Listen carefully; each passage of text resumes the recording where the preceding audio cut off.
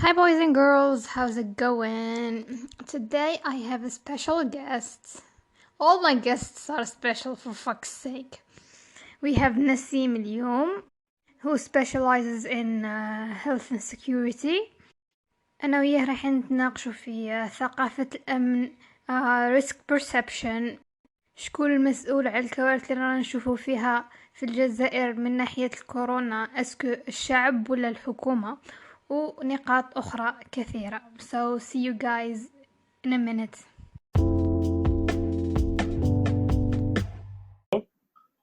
So how are you? I'm really good. How about you? It has been a long time. I know. Like 4 years. I'm good. Are you in Wergla? Not really.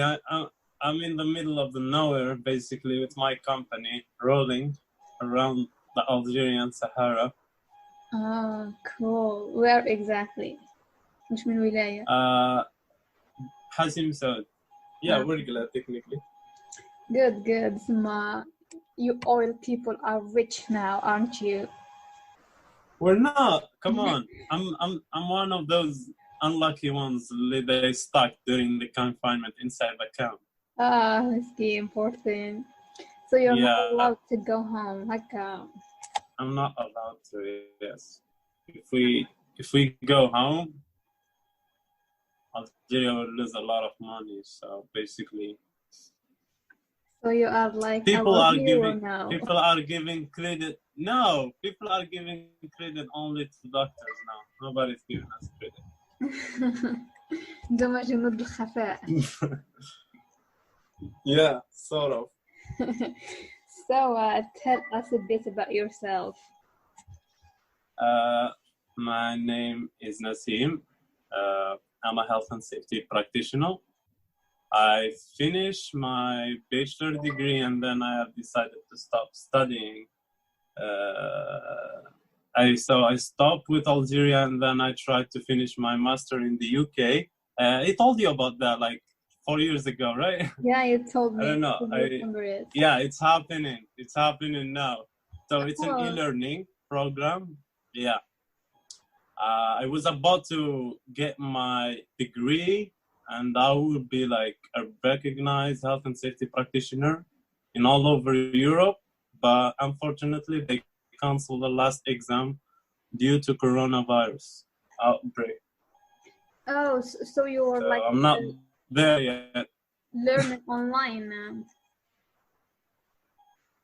Yeah, it's a time program, but the exams you have to do your exam either in British Council or there is this learning center in Algiers. I still don't know the name.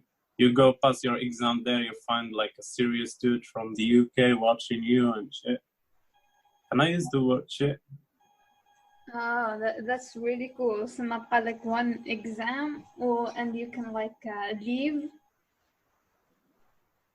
Yeah, one more exam and I am a recognized health and safety practitioner. I can work as a health and safety practitioner in the UK, in all over Europe. Only the North Americans, they have their own program. It's called BCSP. Oh, and what are your plans? Are you planning to leave or are you staying? In the beginning, I wanted to stay, but unfortunately, we don't have any health and safety standards here, so they are keeping me just to satisfy some local regulations or national regulation and shit. So I'm feeling a little bit useless. In that sense, I'm leaving. حاطينك في الواجهة هكاك باك, so they don't look like they are breaking the law هكا. Exactly, yeah, but like I work, not that I don't work, especially that I'm working with international companies, but these international companies, they are not willing to go above the minimum standards. You know what I'm saying? Like, for example, I used to work with a Japanese company. If they are working in Qatar with Rasgas as a client, they do really good. But when they are working with Sonatrach, it's a different story. So yeah, that really sucks. And ما كانش like a lot you can do to change that. Sorry, come again? I said مكان Yeah. ياسر تقدر تديره since you are alone. The change has to come from the above authorities, right? Exactly. Yeah, it needs like a commitment. The problem is that we have the law, but we don't have an enforcing authorities, which we will talk about that a little bit more in the future if we will meet once more. Yeah. It's the enforcing authority problem.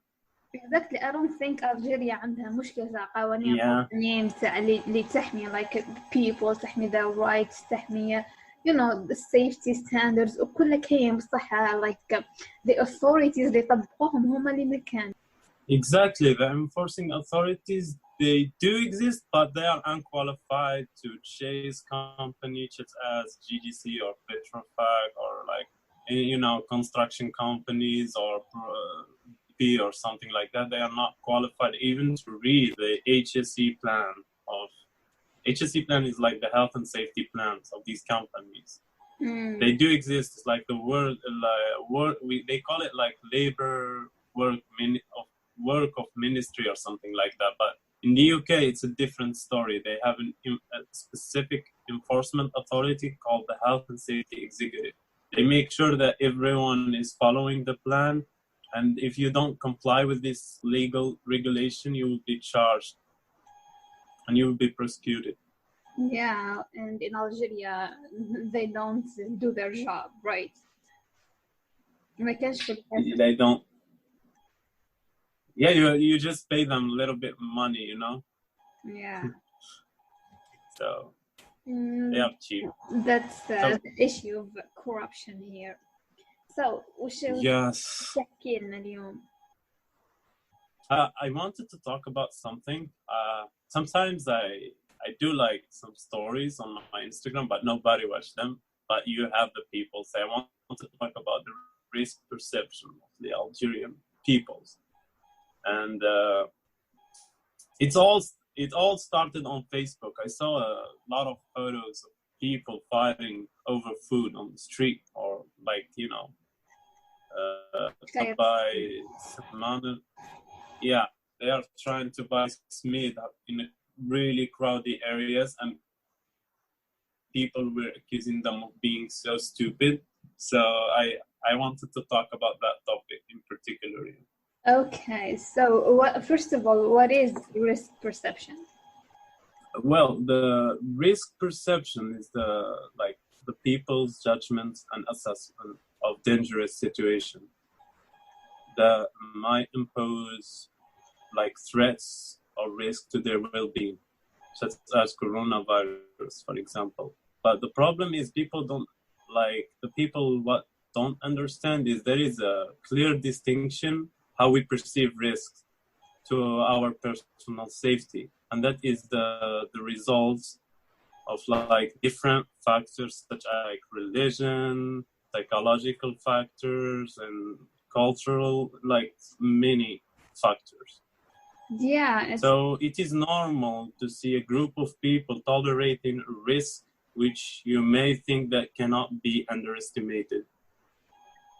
Yeah, funny if, for example, someone who is not aware that this virus is deadly or something cannot perceive it as a risk. It has many factors. Yeah. Exactly. The problem is like they are a little bit aware. They know that it's a serious virus and shit, but they don't know how serious it is, you know? Yeah, exactly. But people, when they judge others people, like they're judging from their perspective because they already understood what's that virus all about and how you can protect yourself, and you're judging based on your like from your memory, from your knowledge, from all these things are there. And then social media kinda helps amplify this judgmental العقلية هذه. It's kinda dehumanize people. شغل تعود تشوف هذاك الإنسان ما تعودش تشوفه like إنسان عنده أسباب معقدة اللي خلته يدير هذاك الفعل. تعود تشوفه like ظاهرة فقط. It's easy to dehumanize him and treat him like an inferior creature to you. I totally agree. And what's important, like some people, they are one of these people, like they have this low risk perception, but on Facebook, they have really high like risk perception standard, you know what I'm saying? Like on Facebook, they change their view or they change their mentality. Like I like listened to a podcast of Sam Harris talking about this topic, how people change their mentality on Facebook or on social media, as you have said. Exactly, they tend to يبينوا غير the good things اللي راهم يديروا فيهم و amplify the good Yeah, things of themselves while the things they are doing in a terrible way they hide them. This is the thing with social media. I agree about this one. So the real question is, we don't have the safety culture.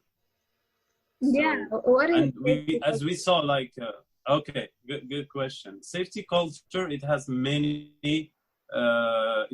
definitions, but somehow it is using a lot inside of organization now. But I will give you a standard definition, like a general one. The safety culture is like the mindset or the attitude, the way people think about safety and their conduct as well.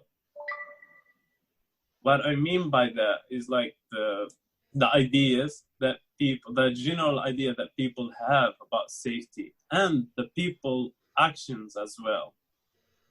Do they take safe action or do they take unsafe actions? Yeah, So that's the safety culture. and how is safety culture in Algeria? The safety culture in Algeria, it's like when we say safety culture, it's somehow related to risk perception, you know? And it is very, very low.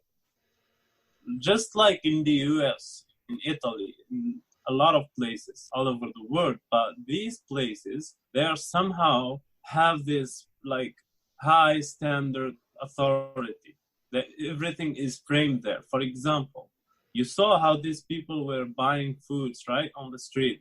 They were buying meat and shit like that. And as you saw, we didn't see like any authority being involved in the process of selling Simonina, right? Yeah. We saw like people, yeah. So people don't have that safety culture. If that people have safety culture, we have seen like some groups of young people organizing and arranging the selling process, but we haven't seen that. So but we saw a lot of people judging, but we didn't see people taking actions. Exactly. And it was that's demonstrate the safety culture within a society or within our society. You can see our safety culture based on that. You see people judging, but you don't see people taking action. And that's the definition that I told you about. That's actions and the way you think. We have that thinking, but we don't have that action. So if you don't act, you don't have that safety culture. It's like what is the real threat that we have right now? Is it the people or our government? That's the question that I want to talk about. You know, the people's culture, like people low risk perception can be used in the risk assessment process, which should be conducted by our government. Okay, Its own people that they have. Okay, so there is this process called risk assessment, which you assess the risk and you try to come up with, you assess how many people will get the damage and you assess the consequences of that risk on your own people. And then you come up with corrective actions in order to reduce the risk of the risk that you're trying to assess. That's what's risk assessment. It's a whole process which is really common in health and safety. Okay, so you kind of measure how much risk came in a society and then you take measures accordingly, right? Yeah, so it's the thing is we can use risk assessment in everything. We can use it in economy, in safety, in everything. This is a really famous process. If you want to buy a property or something, you will conduct like a risk assessment. You see what you will lose and what you will win. That's a risk assessment. We do risk assessment every day. There are many types of risk assessment, like dynamic risk assessment. When you're trying to cross a road, you try to see whether you can go or not. That's a risk assessment. You're like measuring whether it is safe to take that particular action or not. Yeah, But I get it. in a more complex way, government tend to do that risk assessment to measure how dangerous a situation is. But during this process of risk assessment, you measure how, like you include the fact that your people are unaware how dangerous the virus is. And then you come up with corrective actions accordingly. But if you don't include that factor in, all your, like, I would not say that is useless, but it is kind of useless that you're not including a really important factor or essential factor, is that your people are unaware of the risks. So what should I do when that's the question that you should ask? And the second is that we don't have a crisis, like a management of crisis. We cannot manage any crisis here. I will give you a little example about management crisis system. As we saw in China, right? After Yeah. the pandemic outbreak, what happened was, like, I don't know, in days they start building that hospital. If you see it from your own perspective, you will see, whoa, they are building a hospital. Like, what the hell they are thinking? It's too late to build the hospital now. Maybe like some sort, like all these questions they popped up so fast into your head. I asked that question before. I said why they want to buy, like, why they want to construct hospitals within 10 days. What's the point? What's that?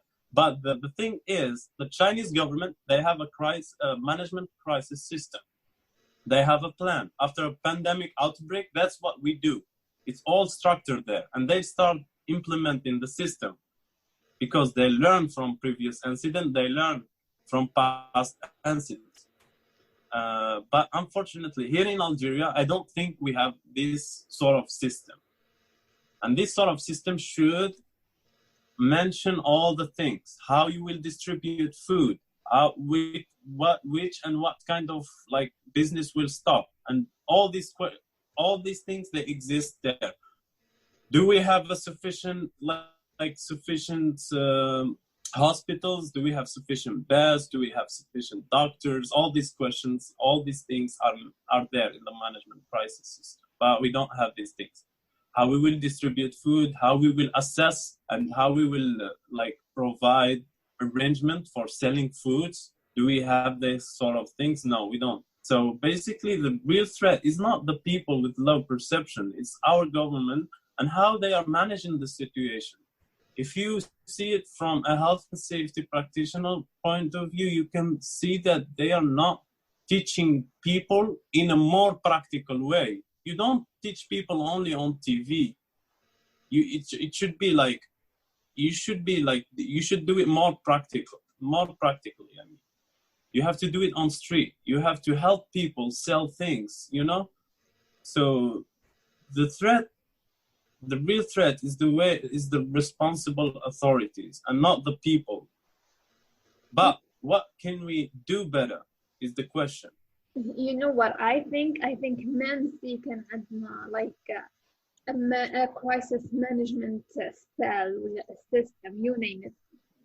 I Okay. think it would do much because ما عندناش the needed infrastructure to keep people in their houses and يخلوهم يعيشوا in a normal way. ماناش like Europe, Well, China. I agree. We don't have I agree. online businesses. We can't order shit online. We have to go out in Algeria. I totally agree about it. The management crisis system should be tolerated to your existing facilities and existing resources. You will not implement a system that is used by the Chinese people. You implement a system that is like, suit your needs, and somehow, like how we say it, like you include your resources in your management system. That's what I have as resources. Like, these are the facilities I have. These are the people. I don't need to have these things that you mentioned. I mean, your management system should be like, وش عندك? Exactly. Like, ما نديرش management system اللي استخدمته لاشين. I will not build a hospital in 10 days, but at least I will help them التجار يبيعوا السميد. You know what I'm saying? Yeah. Like, these are the least things that I can do. Like, some sort of planning should be there. You don't just like hit people like لفت السبعة, I hit them. No, it's not like that. You do other things. Like, you have the it's not about like tyrannizing people or hitting people or make them obey your rules. It's not only about that. It's also, you need to help people do, like, practice their daily life, And the question is, it's not the infrastructure as much as it is the people. We don't have a qualified people to implement the system in the first place. And what I mean by that, I'm not talking about doctors, but I'm talking about these authorities who are responsible for organizing people, such as the police, such as the, like, I don't know, like the gendarmerie and all these. So what I want to talk about is, like, what can we do better? That's the most important thing that I wanted to talk about today in your podcast. Do you want to hear it? Yes, of course, absolutely. بص نقول لك the quote because I finally remember it. So Thomas Sowell. Finally, yeah. Thomas Sowell says that the beauty of doing nothing is that you can do it perfectly. Only when you do something that is impossible, that you do it without mistakes. فهمت شغل كيما تدير حتى حاجة هي الحاجة الوحيدة اللي تقدر تديرها in a perfect way.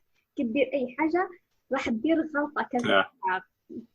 And therefore, people who are contributing nothing to society except constant criticism can feel both intellectually and morally superior. This is exactly what's happening on social media. هذو العبادة I agree. يكريتيكيو like saying people are dumb كي عاد راهم يخرجوا يجيو في سنيد وراهم ماهمش يسبقوا في safety measures, are doing nothing, are contributing nothing to society. That's why they feel like they are doing it in a perfect way, and that's why they feel morally and intellectually superior. Yeah, I think you said it all. I swear. That's it's sad to see such like to see our community on Facebook. Like, I stopped using Facebook long time ago because of that, because of these people, because of that judgmental community. It's like mind-blowing to choose the type of community in Facebook and in Instagram. They're like totally different people. So Algerians on Instagram are not Algerians on Facebook. It's like, I don't know, man. On Facebook they are so hateful, so like closed-minded. ما تقدرش تحكي معهم. Alors que in Instagram people. No, but maybe to you they are close-minded, but from their perspective they are so, like, I don't know, like religious, or something like that. I know. Yeah, they hold into their religion standards more while they are on social media. But if you see them in real life, you see them like swearing, drinking alcohol, like smoking, and harassing girls, doing all these sort of things. But while they're on Facebook, they are so freaking perfect and started like sharing all these Quran passages and all. I mean, I found that really, really weird. What can we do better? Let's get back to that. Educate these people. Okay, yeah. So, what can we do better? My answer be construct. I will just talk about like the selling process because that's all what I have seen, but you can use the same concept in everything basically. You can like, if you feel like these people are really, really, really, I'm not gonna say stupid, but like uneducated about the consequences of getting the virus, you can just create a group of people who are willing to do something about it. And how can you do that? You just help people, or you should help arrange. I have seen that on Facebook, people arranging for other people in order to pull their money from which is Barid al Jazair or whatever. Yeah. So I saw people like doing that. If you want to help, you should be like these people. Do something about it. Don't criticize from Facebook.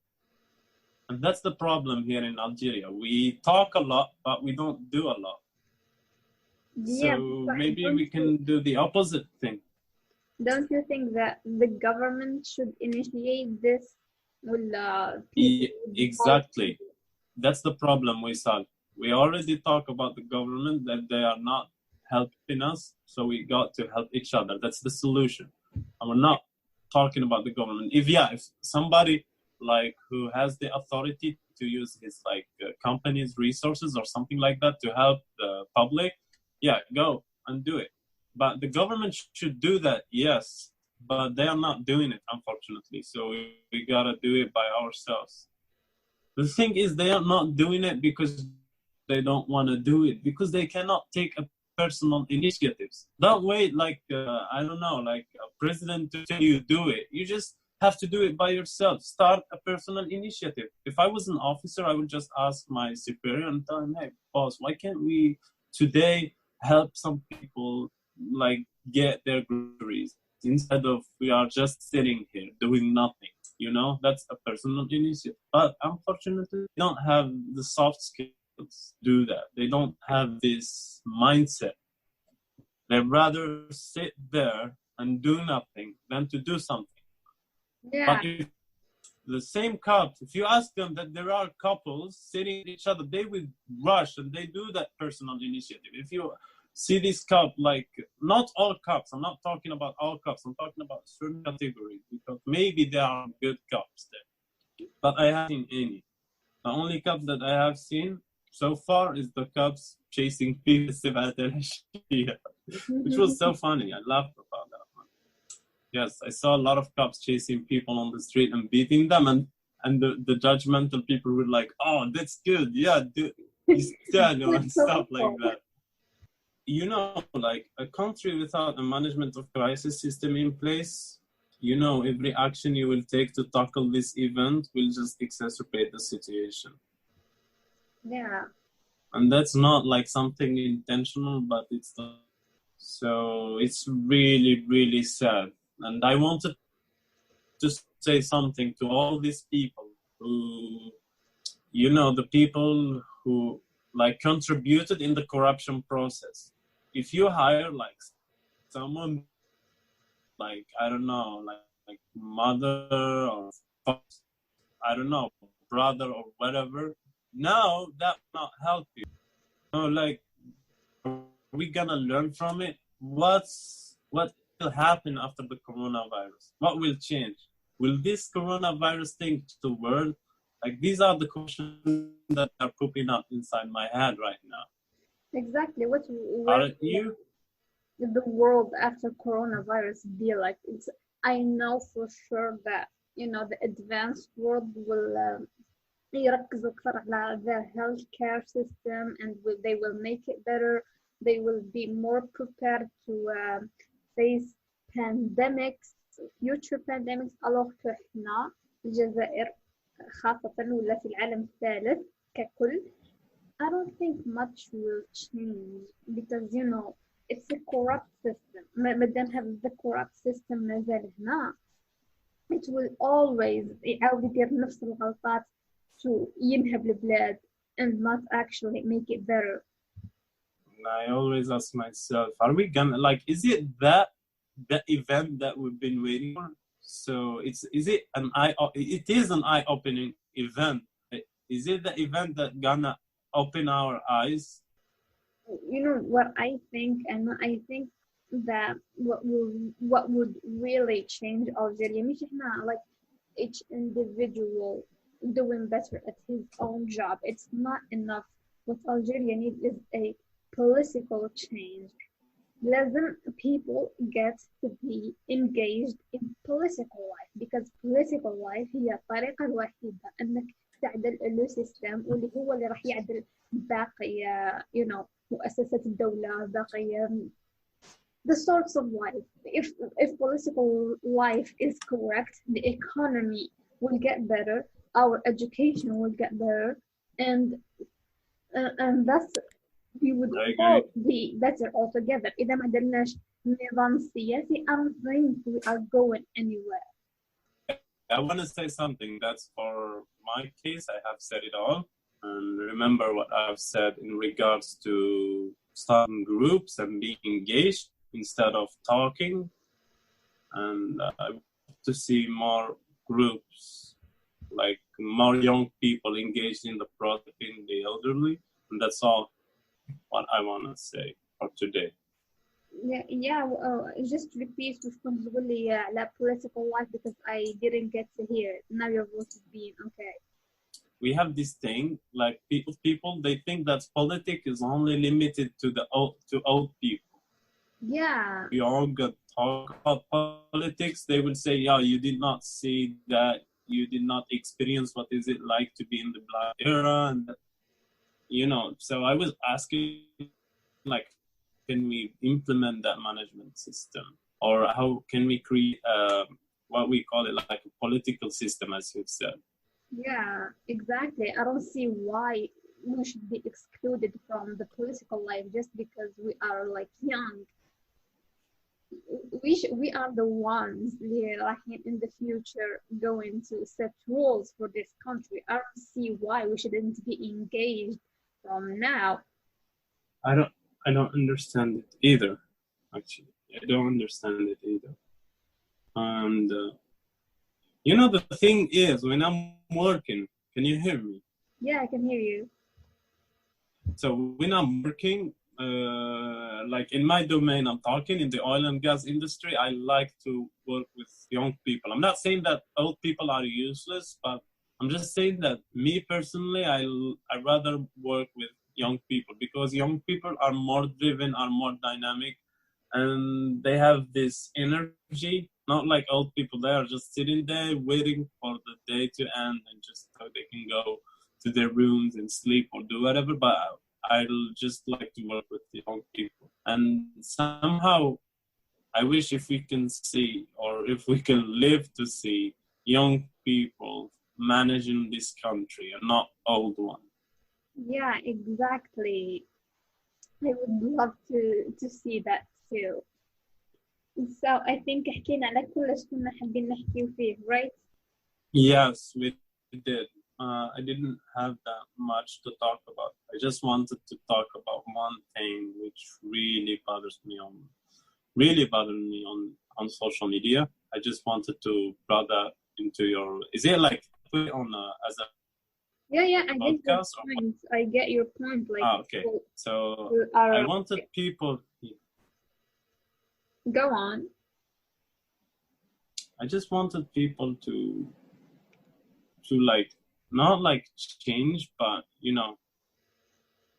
be the change. And I remember I wanted to talk about one thing. Okay, I worked with Japanese for 2 years before I stopped working with Italians. He said, "What's the thing we achieved in Algeria?"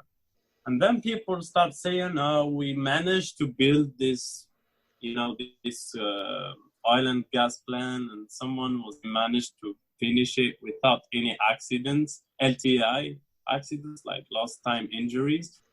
And then he said, "No, that's not the best thing that we have. The thing that we achieved in this country was we educated the people how to work safely and how relationships are the foundation of accomplishment." He said it for a political reason, not like real politics, but like, he wanted to bring a point.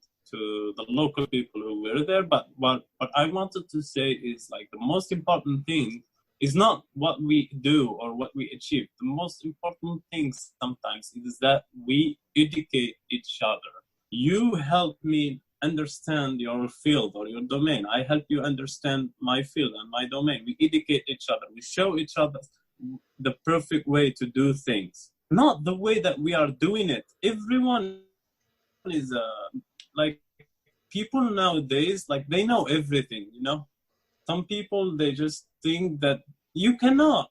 Basically, if I wanted to know something about medicine, I would come to you, Isal, and ask you about it. If you wanted to know something about health and safety and this sort of thing, maybe you will ask me. If we want to about mechanical engineering, we will ask a mechanical engineer. But in Algeria, we are all of them. If you ask someone, he will knows everything. It's okay to say, I don't know. And if you know something, share it with others.